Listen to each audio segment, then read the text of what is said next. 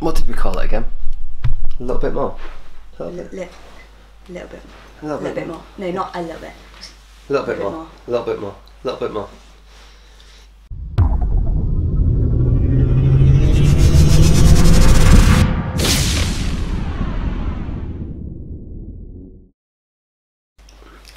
I'm liking that I've got a mug. That's all. I'm enjoying this. This is That's nice. I just hold mine.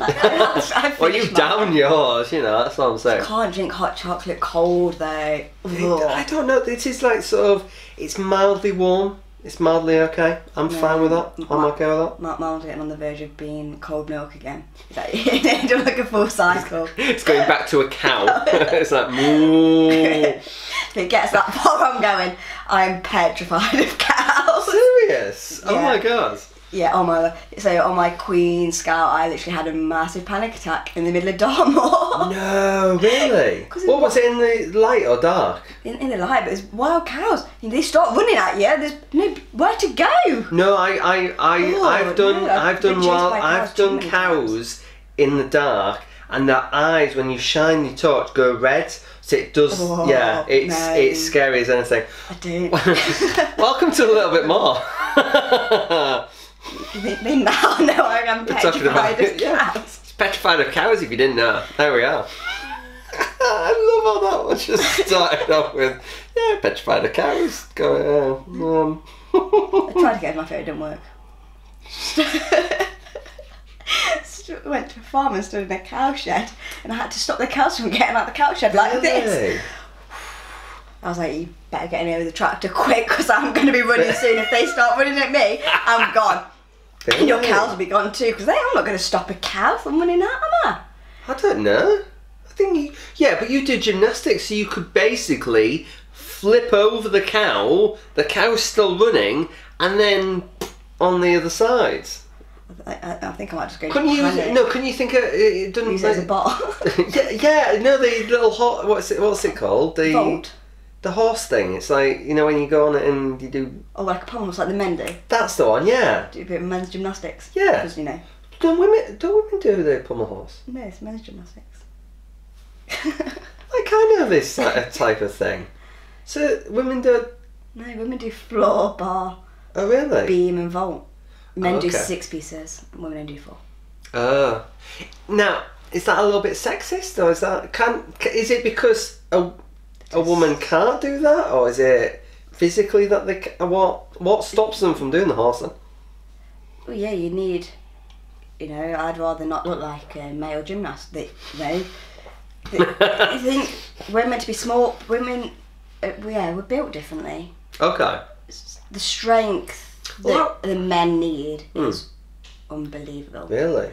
And Okay. Majority of elite female gymnasts very petite. Oh. I hate to say it, don't know about. The only time I've actually seen any gymnast stuff done is usually on your Instagram or your Facebook or whatever. Yeah, and I'm like, wow, she can do that, and I can't even do a somersault or stand on my hands long enough, and you're like, done. Like, jeez, my God. But we're talking about you specifically. Yes. Your love of cows, because you suffer with something. Yeah. So I'm curious. So what is it? Is it Crohn's? Yeah, Crohn's disease. Crohn's disease. So what? I've looked it up. I'll honestly, hands on heart, I've read some stuff, but I don't know the whole bit. So what does that mean? What is it? What is Crohn's disease anyway? So the umbrella term is IBD. Mm-hmm. A lot of people get it confused with IBS, which is a lot milder form. Okay. So that's like irritable bowel syndrome, whereas ours is inflammatory bowel disease rather than a irritable syndrome. Right, okay. Because with an irritable syndrome, it's more on what they're intaking, isn't it? As in, I know someone who's had it before, if they change the diet, actually it shouldn't affect them as much as... Yeah. Whereas you... No, medicine dependent, but even that isn't always... Really? Yeah, it sort of comes and goes, and they don't know why it comes and goes. They don't know the cause of it. they know there's no cure currently. Right, okay. So it is something that I will have Oh, God. until either, you know, I suppose I die of old age, or unless they find a cure in between now and whenever. So there's 2 types of IBD. Mm-hmm. Well, 2 main types. You've got Crohn's disease and then you've got colitis. Right. So colitis just affects the large bowels. So you get like ulcerations and inflamed large bowels. The quickest fix, I suppose, for that is they take the large bowel away and they're kind of cured from it. Right. Whereas Crohn's, unfortunately, isn't in one area. Right, okay. So Crohn's can affect anywhere from your throat, all the way through your digestive system, all the way to your rectum. Jeez. So, okay. And there's main areas, so like where mine was a terminal ileum, which is where the small and the large bowel meet. Okay. But it can come back anywhere. So mine will come back more likely in the joint where they've resewn it. Right. And because I was in quite a bad way, my ulcers had got that bad that my bowels had stuck together, which created a fistula. So fistula means a hole. So the start of my large bowel connected to the end of my large bowel and stuck together and created a hole through. So my large bowel was not used for a good 10 years because I was undiagnosed for quite a while. Wow. Because I'm so young, my body can compensate for things that it's suffering. So my blood tests, even though I was showing symptoms and I was really poorly, it never showed up on tests that I was poorly because my body compensated it. Right. It wasn't until I lost a stone over Christmas period. And that's not the period that you actually lose anyway. It's mostly the other way around, as in you gain the weight and then it's at least in January, like, right, I need to start exercising now. Yeah, and that sort of flagged up a bit of a concern for them because I didn't really have much preserves or weight to lose. Oh, God. Okay. So, yeah, eventually my markers were slightly up, not much that would concern the doctors. Right. But they gave me the choice, because they were slightly raised, to get referred to hospital and see a specialist team. So I was referred to the gastro department at my local hospital. They sent me for an MRI and a colonoscopy, and within 4 weeks I got my diagnosis, which was 2 years ago. Wow. Okay. And then 6 months later I went in for my first surgery. Jeez. Which was very quick to get my head around. Right. So I got my diagnosis at the end of the October. Yeah. In 2016. I'd just gone back to uni after a 5-year gap. I'd been back at uni 4 weeks and got my diagnosis. Wow. They put me on a high course of steroids. Yeah. Which made me even worse. No. In the January I met with my consultant, so after getting a letter and reading my diagnosis and having a little cry, because it is okay to cry. Yeah. Oh, God. It is okay to cry. Especially with anything honestly, like that, like, there's something I've learned. I always struggled to show my emotions before. Right. But I've kind of... I think that's the thing. I think we're we're so used to it, and especially with men as well. Obviously, on my side, it's always stuck into you that you shouldn't show emotion. So yeah, I think we're in that world of you shouldn't really show the outside world. Or you shouldn't show yourself up, and so. But it's okay to. Yeah, gotcha. Yeah, so I met my consultant in the January, and they'd had a big multidisciplinary meeting about me, and because all my tests were inconclusive because my bowels were in such a bad way they couldn't get a clear picture. Wow. They decided that the only option was surgery, and they were going into surgery blind. So I met the surgeon in the February, and he was like, "You have 4 possible outcomes." He goes, "I can tell you, number 1, the best case scenario is not going to happen. Right. We're going to tell you that it could happen, but you were more likely not to." Right. Option 2, I would have an colostomy, which is where they bring your small bowel out through your abdomen wall, right, and then you have your stoma bag over the top. Yeah. I could have a colostomy, which is where they bring your large bowel out through your abdomen wall and you have your bag over it. Right. Or I could come out with 2 bags. Wow. that was what I was prepared for the first 3 options. Yeah. I didn't know option 4 was an option. So again, that would sort of knock me back a little bit. Right. My surgery was planned for June 2017. Mhm. Last day of March, I got a phone call to say you're in on the 5th. I had like 6 days. Really? I went in the following day to meet the stoma nurse. Yeah. Who, obviously, if you end up with a stoma, so you colostomy, colostomy, Yeah. they take care of that side and they are amazing. Yeah. She drew some marker pen dots on me for if I had either or. Right. Oh, right. So okay. they roughly knew where to put them. Like they found the best place on me for them to go. Right. And if they could put it in that place, they could. Mine is slightly higher than what Right. they would have liked to. Yeah. That's because of how much they had to take away. Right. How much of my bowels they had to remove. And then I went into hospital on the Tuesday and had my pre-op. Okay. They booked me a bed on the high dependency ward, and then I went in at 7 o'clock the following day on the Wednesday morning. I went down for surgery at 1.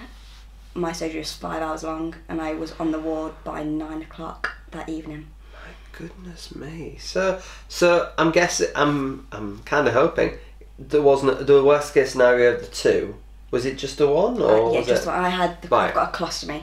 Right. Okay. So it's on my left side. Okay. So it was so the reason I had a colostomy is because I had 2 parts of my bowels that were infected and ulcerated and had perforations. Right. And obviously, perforating your bowels is not a good thing. Yeah. Because you don't want your toxins of your inside your bowels to become in other areas of your yeah, body. Yeah. So they took a section from the end of my small bowel and the end of my large bowel and rejoined them. Right. And then they took a section towards the end of my large bowel away. But because they sort of call it, the class is plumbing. Right. They only like to do one join.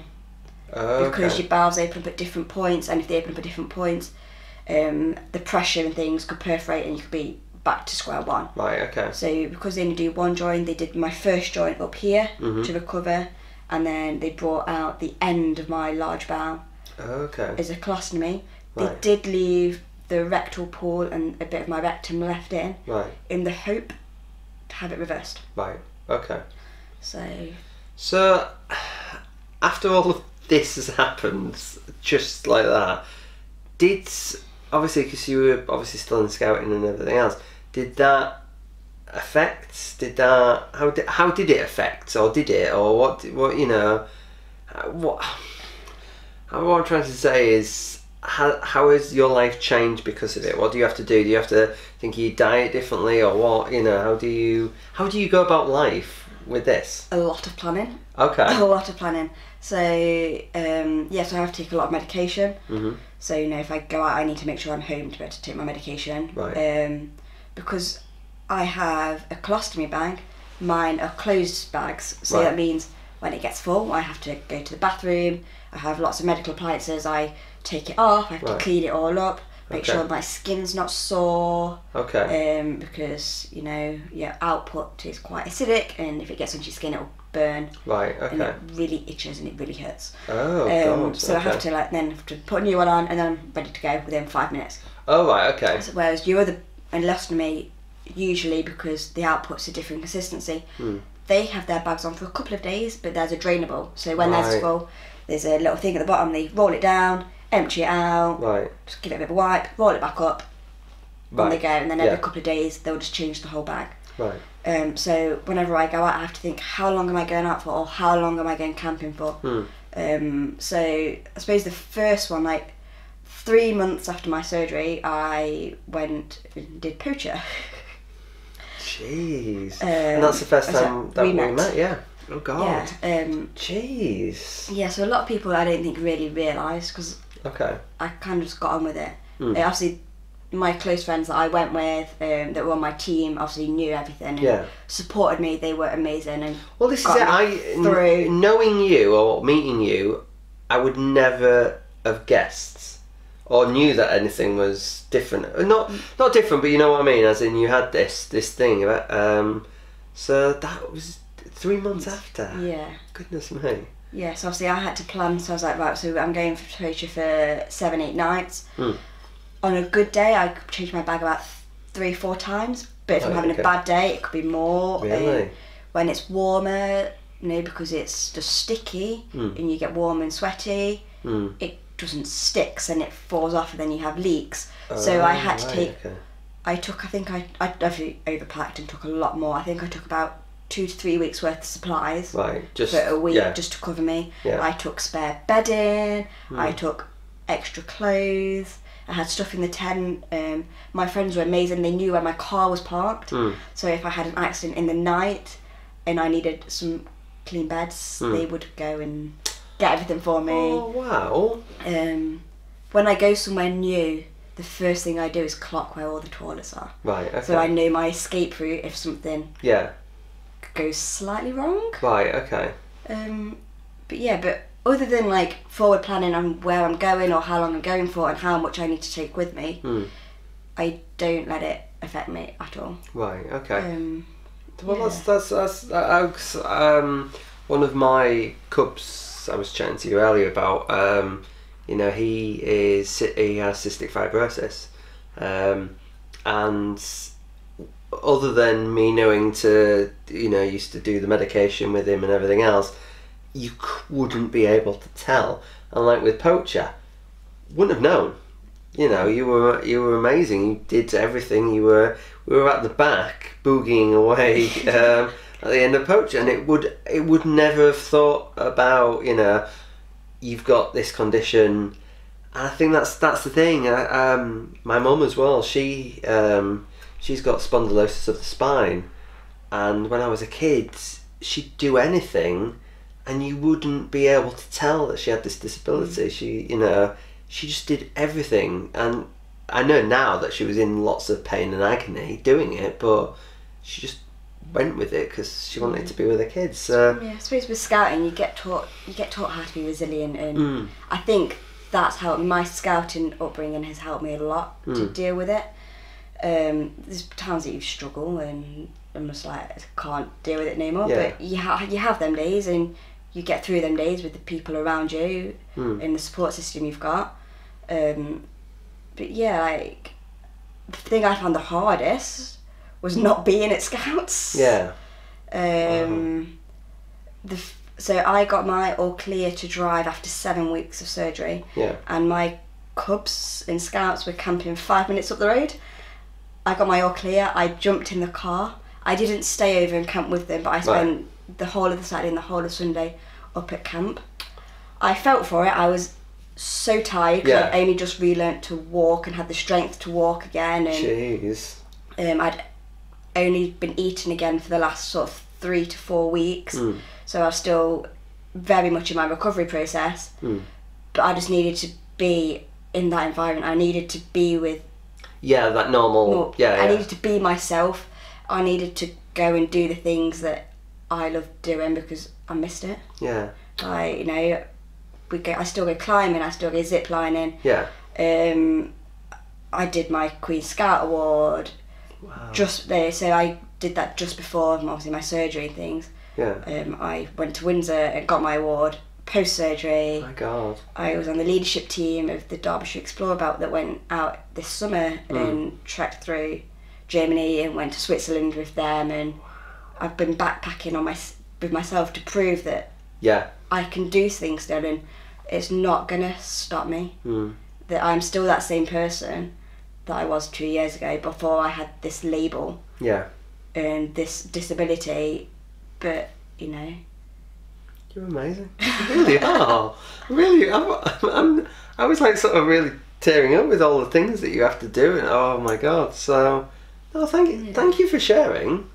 That was oh God. I look, I say touch wood, I don't have a disability, so I don't know what you're going through and everything else, and I think each person is different, but it's good that with scouting, you've been able to do all these amazing things. But I think scouting, you don't look on people as being any different. You look at we're all scouts, we're all the same. Yes. I'm I think female, that's it. you're male, but we're still scouts. I think that's the theme of inclusive for all means everything. It doesn't matter. It doesn't matter if you're male or female, if you've got an illness, if you've got this, that and the physical other. disability, like, Yeah. you are all included and you Yeah. won't be treated any differently, you know. Yeah. Scout motto, be prepared. As Be long prepared. as I'm prepared and I've got enough Yeah. stuff with me, Oh God, there's yeah. nothing I can't do. God.